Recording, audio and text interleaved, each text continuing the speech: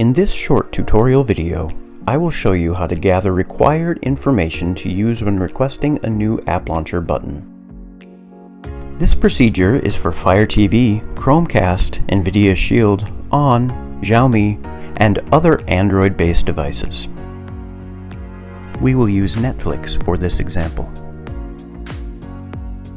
The first step is to open the app on your media player device.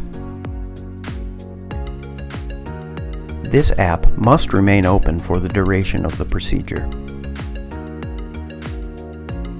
In Home Assistant, click the Developer Tools menu.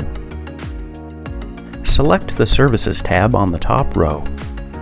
Inside the Services drop-down menu, select Android Debug Bridge ADB command. Next, select your device by using the Choose Device option or the Choose Entity option.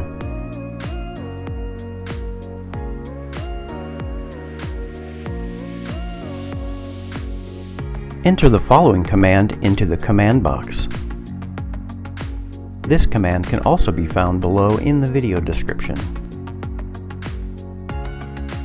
To send that command to your device, click the Call Service button. Now, let's see how our media player device answered that command by clicking on the States tab in the top row. On this screen, you'll need to locate your device to see its current state. This process can be simplified by typing your device entity name into the filter box. Now that we have found our media player device, we can inspect its current attributes.